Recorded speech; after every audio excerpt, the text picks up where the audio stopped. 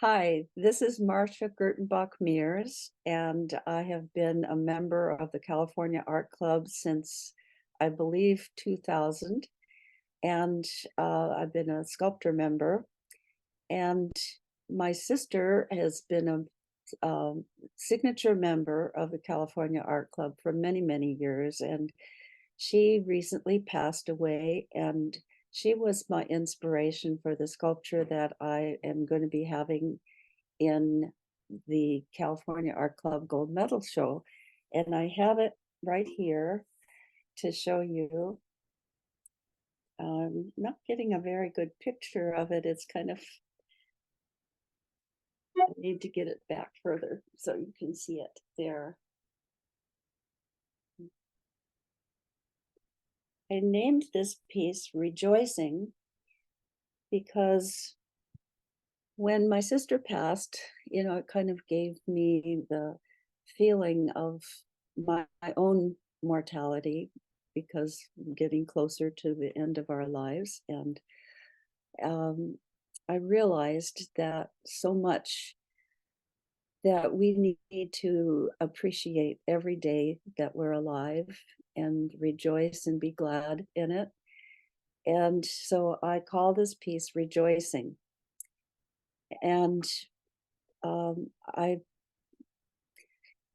I guess that it also is very meaningful to me because of the fact that I am rejoicing with my sister because I know where she is. I know that she's with God and she's in heaven. And I believe that I will be with her again one day. And so it's kind of a meaningful piece for me to have created this at this particular time in my life.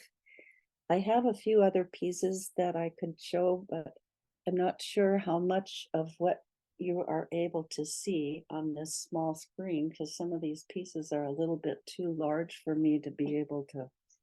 This piece is called the Queen of Kenosis, and she's mounted on a sphere of wood.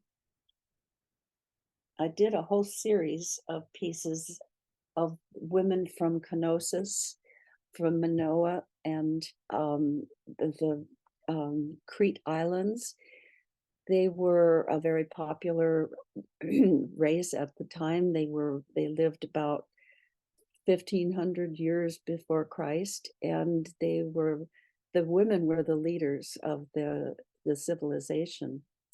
And I thought that was pretty interesting because of the fact that they were the first civilization to create indoor plumbing. Yay, ladies.